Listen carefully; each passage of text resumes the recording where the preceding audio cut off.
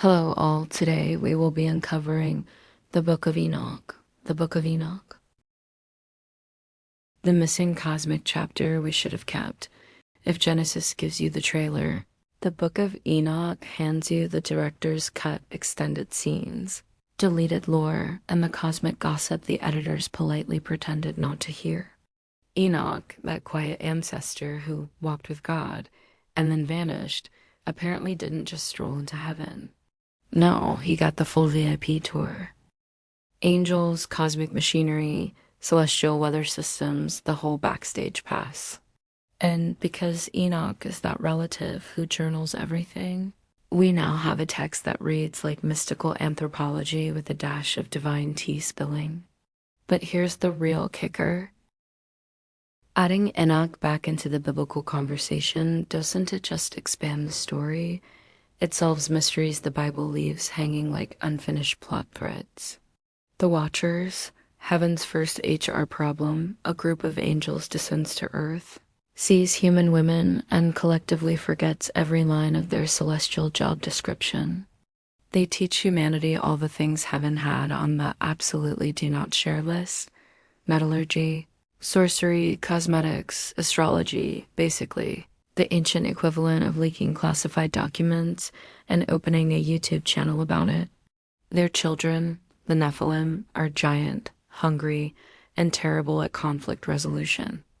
The earth becomes so chaotic that the flood becomes less divine punishment and more cosmic reset button.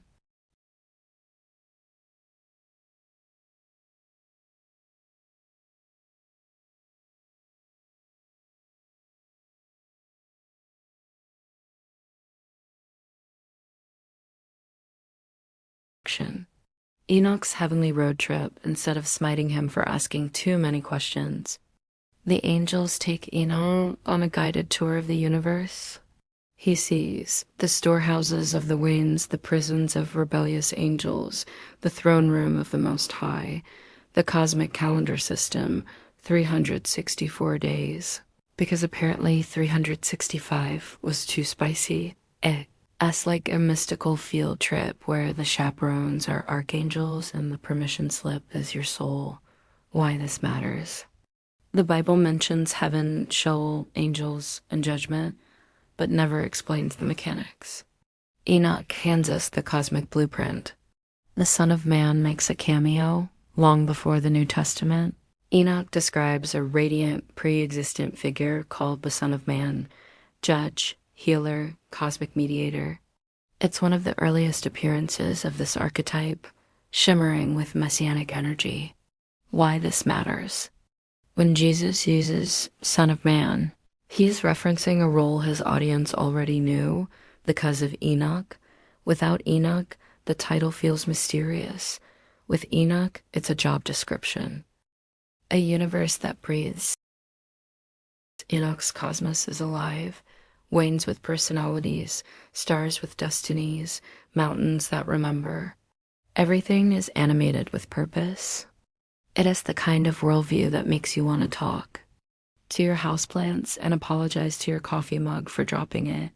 Why this matters. It restores the ancient Jewish worldview that shaped Jesus, the apostles, and the early church, a worldview modern readers often miss.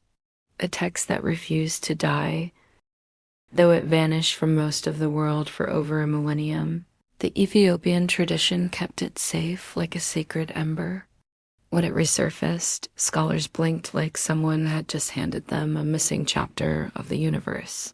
Why including Enoch changes so many unanswered questions. Bringing Enoch back into the conversation is like turning the lights on in a room you've been stumbling through. Suddenly, the flood has a cause. Demons have an origin. Angels have a hierarchy. The afterlife has geography. The Son of Man has context. Prophetic books stop sounding like fever dreams. Enoch doesn't contradict the Bible. It illuminates it. It fills in the shadows, sharpens the symbols, and returns the mythic depth that later editors trimmed away. In a world hungry for meaning,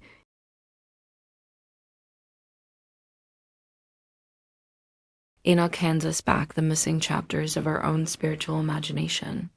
Nighttime pondering, the lost chapters of our tale. The real treasure of the Book of Enoch is its nudge,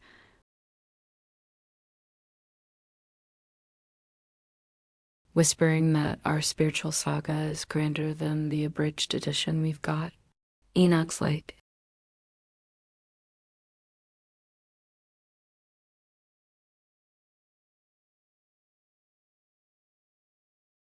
Hey, here's those missing pages, the ones that make the universe feel like a bustling, mysterious party with all the cosmic bells and whistles.